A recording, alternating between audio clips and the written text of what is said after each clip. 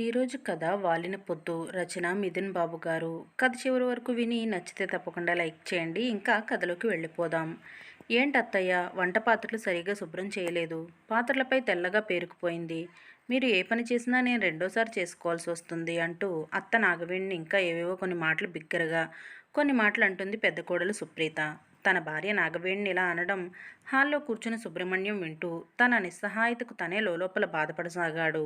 సరిగ్గా అప్పుడే సుబ్రహ్మణ్యం కొడుకు అజయ్ వంటగదిలోకి వెళ్ళాడు. అబ్బబ్బా, ఉదయం లేవగానే ఇంట్లో నీ తుట్ల సుప్రభాతం వినలేకున్నా సుప్రీత. అమ్మా, నువ్వైనా ఓ మూల పడి ఉండక నీ కోడల పనులకు ఎందుకు అడ్డు వెళ్తావు అన్నాడు. చిన్నంతరం పెద్దంతరం లేదు. తన చేతుల్లో పెరిగిన కొడుకు ఎంతో ప్రేమగా క్రమశిక్షణగా పెంచింది. అయినా స్వార్థంగా తయారయ్యాడు. ఇప్పుడు తనని నిందిస్తున్న కొడుకును చూస్తూ నిదానంగా నడుచుకుంటూ వచ్చి హాల్లో భర్త సుబ్రహ్మణ్యం పక్కన అవమాన భారంతో కూర్చుంది నాగవేణి. 3 నెలలుగా ఇదే తంతు. సుప్రీత అత్తమామల ఉనికిని భరించలేకుండా ఉంది. ప్రతి పనిలో, మాటల్లో తన అసహనాన్ని చూపిస్తుంది.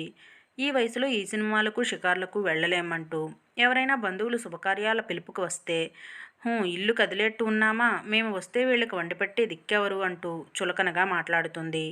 నాగవేణి కొడుకు అజయ్ కూడా తన భార్య సుప్రీతనే సమర్థించడం గమనిస్తుంది.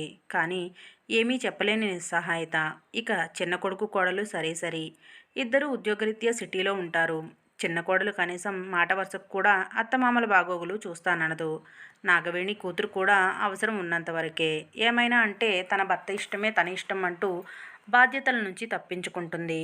ఈ మధ్యకాలంలో పెద్ద కొడుకు కోడలకు కూడా సుబ్రహ్మణ్యం నాగవేణి భారంగా మారారు. కారణం ముఖ్యంగా కొన్ని రోజుల క్రితం సుబ్రహ్మణ్యంను అన్నయ్య అంటూ పిలిచే ఆప్తుడు రంగనాథ్ వచ్చాడు. అప్పుడెప్పుడో సుబ్రహ్మణ్యం ఇల్లు కట్టేటప్పుడు అప్పు తీసుకున్నాడని, అది అసలు వడ్డీతో కలిపి 10 లక్షలు దాటిందని, 3 నెలల్లో మొత్తం అప్పు తీర్చేయాలని గొడవ పడ్డాడు. సుబ్రహ్మణ్యం నాగవేణిలకు 2 కొడుకులు, 1 కూతురు. సుబ్రహ్మణ్యం పంచాయతీరాజ్ శాఖలో చిరుద్యోగి. 2 సంవత్సరాల క్రితం రిటైర్ అయ్యాడు. 2 కొడుకులను బాగా చదివించాడు. కూతుర్ని కూడా డిగ్రీ వరకు చదివించాడు. మంచి సంబంధం వచ్చిందని కట్నం బంగారం పెట్టి వైభవంగా పెళ్లి చేసి పంపాడు. కొడుకులకు ఎంత డబ్బు ఇచ్చినా తక్కువే అన్నట్టు మాట్లాడుతుంటారు. కూతురేమో పండగలకు పబ్బాలకు వస్తూ ఉంటుంది. తనకి కావలసినవి తల్లిదండ్రులతో కొట్లాడి అయినా తీసుకెళ్లే రకం. సుబ్రహ్మణ్యం గతం. సుబ్రహ్మణ్యంకు చిన్న వయసులోనే ఉద్యోగం వచ్చింది. ఉద్యోగం ఉన్నందున తల్లిదండ్రులు బాధ్యత తీసుకోవడమే కాక తన 2 అక్కల కుటుంబ ఆర్థిక సమస్యలకు చేదోడుగా ఉండేవాడు. బాధ్యతైన వ్యక్తి, మంచి వ్యక్తి అనే పేరు తప్ప ఆర్థికంగా తనకు మిగిల్చింది లేదు. ఒకప్పుడు సుబ్రహ్మణ్యం తన భార్య నాగవేణిని చాలా బాగా చూసుకున్నాడు. పచ్చని పసిమిఛాయితో ఎంతో అందంగా అణకువగా ఉండే నాగవేణి అంటే సుబ్రహ్మణ్యంకు అపురూపం. ఏనాడో ఆమె ఇల్లు దాటిన దాఖలాలు లేవు. నాగవేణి చేతికి మట్టి గాజులతో పాటు బంగారు గాజులు, చెవికి బుట్టకమ్మలు, మెడలో మాంగళ్యం గొలుసుతో పాటు 2 సన్నపాటి బంగారు గొలుసులతో, కాళ్లకు పెద్ద వెండి పట్టీలతో, చేతులకు ఎర్రగా పండిన గోరింటతో చూడటానికి దేవలోక సుందరిలా ఉండేది.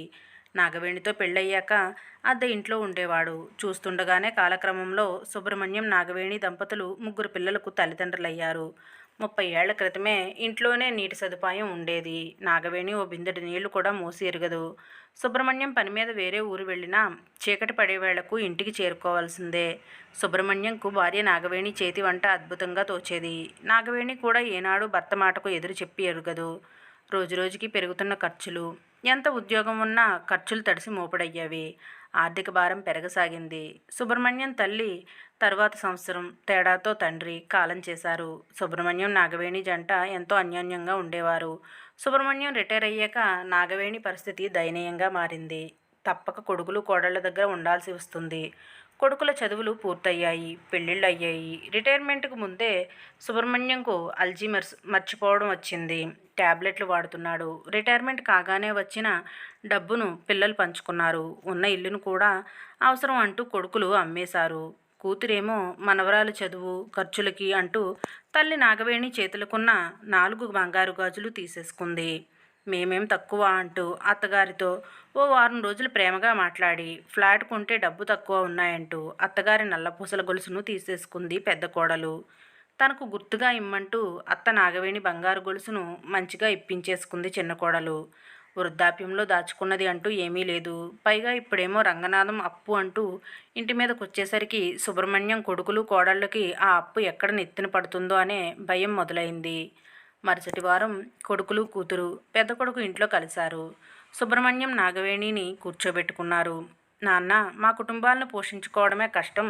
పైగా ఈ వయసులో మీ బాగోగులు చూస్తూ మీ హాస్పిటల్ ఖర్చులు భరించడం ఇంకా కష్టం. అందుకే మాకు తెలిసిన అనాథాశ్రమంలో చేరుస్తాం.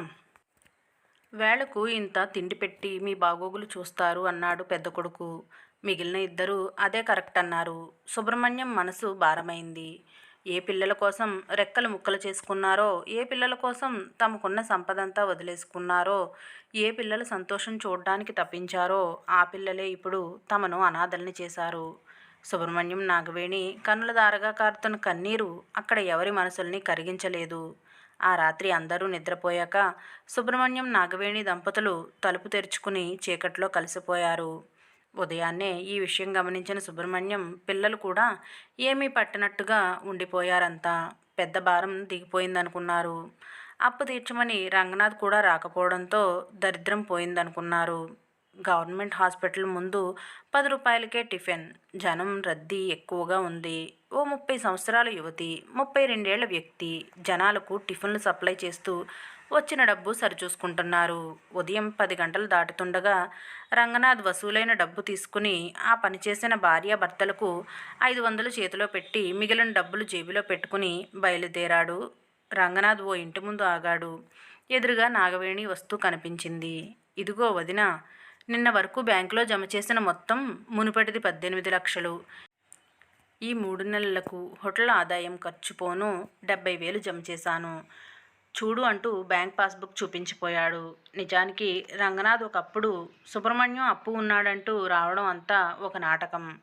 రంగనాథ్ సుబ్రహ్మణ్యం దగ్గర తీసుకున్న డబ్బు, పెట్టుబడిగా పెట్టిన స్థలం అమ్మిన డబ్బు ఇద్దామనుకుని వచ్చి అక్కడ సుబ్రహ్మణ్యం నాగవేణి ఎంత దీనంగా బతుకుతున్నారో అర్థమై వారికి వృద్ధాప్యంలో మంచి జీవితం ఇవ్వదలచి నాటకం ఆడాడు. ఇప్పుడు రంగనాథ్ అండలో సుబ్రహ్మణ్యం నాగవేణి వార్ధక్యం సాఫీగా సాగుతోంది. నాగవేణి రంగనాథం కాళ్ళు పట్టుకోబోయింది. రంగనాథ్, అయ్యో వదిన, నువ్వు తల్లివి, ఎక్కడైనా బిడ్డ కాళ్లకు అంటూ మాట రాక ఆగిపోయాడు.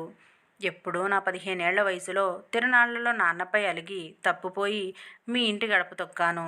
నువ్వు అన్నయ్య ఆదరించారు. 3 ఏళ్లు మీ ఇంట ఉన్నా అన్నయ్య చెప్పిన బుద్ధి మాటలకు మారి మా ఇంటికి వెళ్ళాను. ప్రయోజకుడినయ్యాను.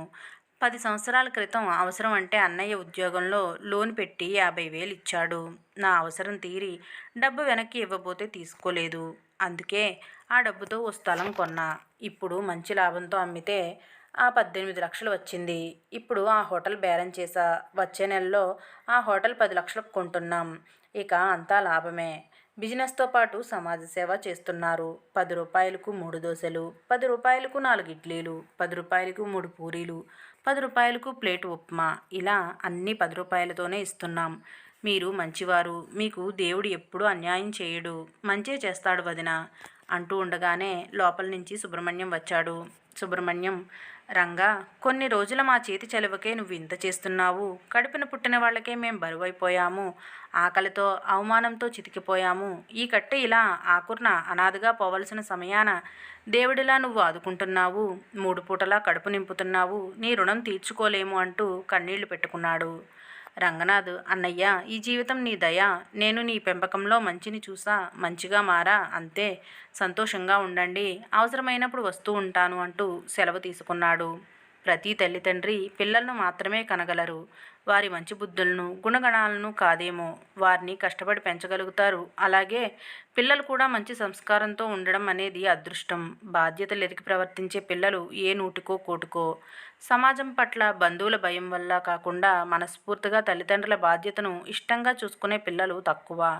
ధనిక మధ్యతరగతి కుటుంబాల్లో ఆర్థిక స్థితి ఉండి ఇంట్లో వృద్ధుల సౌకర్యాలకు లోటు ఉండకపోవచ్చు.